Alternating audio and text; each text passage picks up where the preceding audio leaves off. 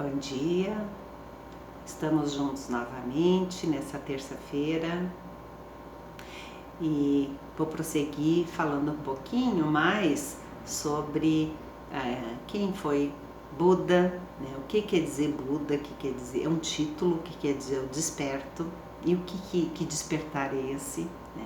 Eu estava dizendo no vídeo anterior que o Shakyamuni Buda era um príncipe que se chamava Siddhartha, e depois que ele adentrou a experiência mística dele e passou a socializar, a compartilhar aquilo que ele havia aprendido, né, ele foi reconhecido como um Buda, um desperto, um iluminado, um Tathagata, aquele que vê e entende a vida assim como é, sem ilusões, sem contaminações do seu olhar e do seu ego.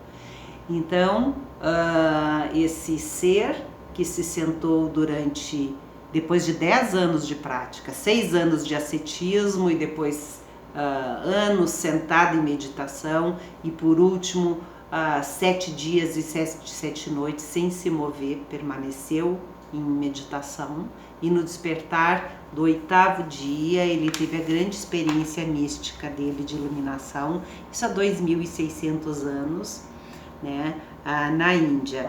E aí, no momento do despertar dele, ele diz: eu e todos os seres da grande terra, simultaneamente, juntos, nos tornamos o caminho.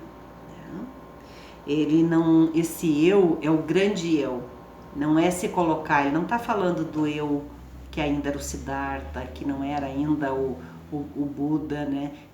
Esse eu engloba toda a vida na Terra. É como se fosse uma rede que tem aqueles pontinhos, né? Não é só um pontinho que se iluminou e que sobe. Quando esse ponto dessa trama e dessas conexões acende, toda a rede vem junto. E é isso que ele não se colocou separado, eu agora me iluminei e os outros não. Ele entendeu dos primeiros portais que se abriu, é justamente esse que desfaz a grande ilusão que temos, que é acreditar que temos um eu separado. Esse eu que nos define. Em parte, ele nos orienta para estar aqui nesse mundo, interagindo e fazendo a mediação entre o interno e o externo, né? Que nos define, que a gente tem uma profissão, né? Que a gente tem um nome, mas se a gente continuar insistindo quem é você, quem é você, quem sou eu, a gente transcende esse eu menor, né? E adentra esse eu, né? Que é mais ou menos, é que nem uma onda. A onda a gente define como uma onda no mar. Ela vem, né, se formando, vem na praia, aquela renda linda, e ela morre na praia, né? Ela é uma onda, mas esse é o nosso eu pequeno, é uma onda, mas se a gente transcende essa onda, ela é mar, ela é o oceano, né? E ela não está separada do oceano. É mais ou menos assim que foi o primeiro, um dos ensinamentos que o Shakyamuni Buda, né, esse Buda, esse desperto, né, é um dos ensinamentos fundantes e que a gente tem que praticar, estudar, fazer meditação como ele fez, para que isso realmente faça sentido, que não fique aqui só no nosso intelecto. Então, nesse momento, ele adentra o grande despertar, né? Atravessa esse portal da iluminação e um tempo depois ele procura aqueles amigos com quem ele passou anos fazendo ascetismo, que era um grupo de 5, que ficaram até chateados com ele porque se sentiram abandonados, porque teve um momento que, como eu estava falando na semana passada, que o então ainda príncipe Siddhartha, mas que quase morreu de fome e de inanição pelas práticas tão severas, né? Porque se acreditava que quanto mais privasse o corpo, né, mais se elevaria espiritualmente, até que ele percebeu, não, eu preciso desse corpo para ascender, para avançar e evoluir espiritualmente, e o corpo tem que estar saudável, né? Aí ele despertou naquele momento para o caminho do meio, né? Porque teve um momento que ele estava na beira do rio ali, se banhando, e depois até desmaiou de fraqueza, que passou um barco e tinha alguém tocando um instrumento de corda. Aí ele se deu conta assim, bom, mas se as cordas desse instrumento estiver muito frouxa, não vai dar som bonito. Mas também se estiver muito esticada, ela vai arrebentar. Tem que estar afinada, né? E aí ele despertou para essa consciência que ele também teria que se cuidar, se alimentar, e naquele momento ele decidiu abandonar as práticas ascéticas e ficar fazendo zazen e meditação. E a gente diz que ele ficou 7 dias e 7 noites e que teias de aranha se formaram, ninhos de passarinho pousou na cabeça dele, né? Realmente foi um momento assim de muito foco, que ele suportou grandes tentações, né? E foi superando cada uma delas até ele conseguir adentrar a mente de Nirvana, né? E a partir daí, depois de um tempo, ele procurou esses amigos, os amigos meio que torceram o nariz, mas assim que ele começou a falar, e os amigos compreenderam que alguma coisa muito especial tinha acontecido com ele. E o que ele falou? Foi ali que aconteceu, junto com esses antigos colegas de ascetismo, que foi no Parque dos Gamos, o primeiro sermão desse que veio a ser o Buda o Desperto, né? Que ele falou a respeito das 4 nobres verdades e o nobre caminho óctuple. Lembra que eu falei dos sofrimentos, que as saídas, que o jovem Siddhartha saiu do palácio escondido, foi lá com o atendente dele e que descobriu ou se deparou com a realidade da doença, da velhice, da morte. Teve uma 4ª saída que ele viu esses monges mendicantes, os saramanas, e que apesar de tanta pobreza, de tanto ascetismo, ele percebeu uma expressão muito serena. E foi ali que ele começou, tem alguma coisa aí que eu vou ir atrás. E realmente ele foi atrás, né? E aí tudo isso aconteceu, as práticas ascéticas, ele desistiu, foi para o caminho do meio, mas quando, vejam bem, né? Quando ele teve aquelas saídas, ele percebeu o sofrimento das pessoas. E que sofrimentos eram esses? Os sofrimentos da vida, de envelhecer, de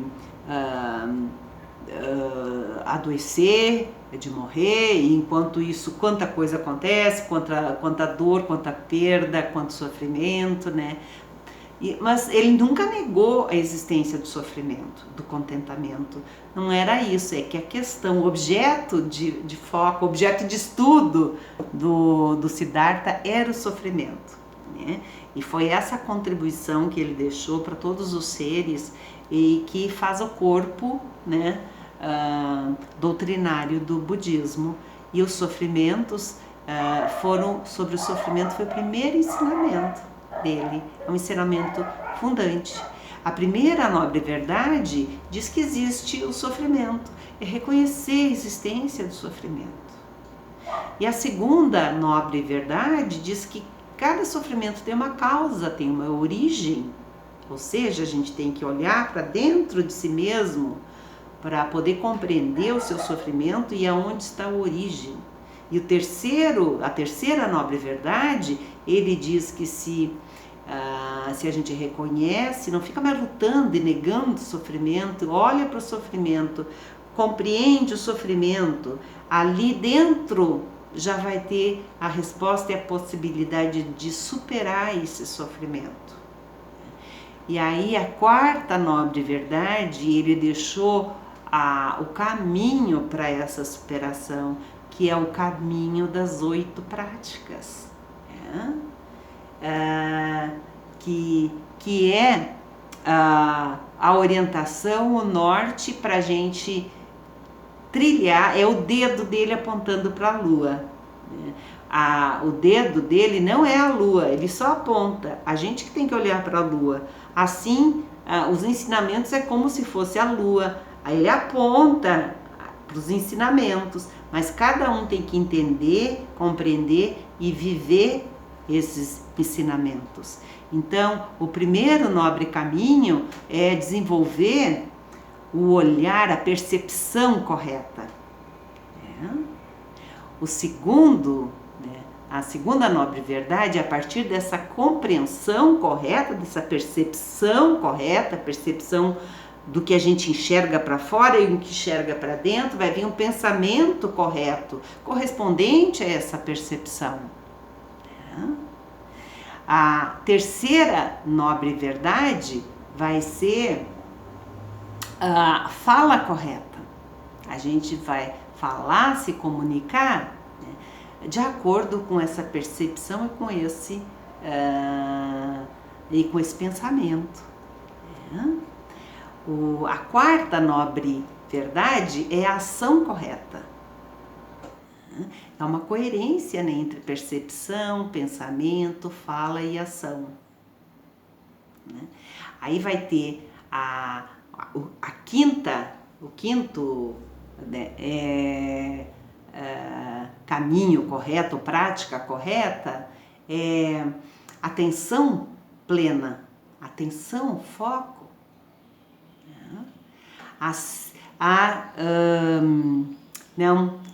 A quinta é meio de vida correta, ação correta é meio de vida correto, porque a gente está falando da ética budista já.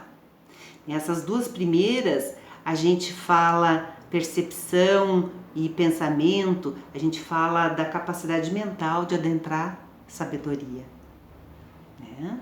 Prajna.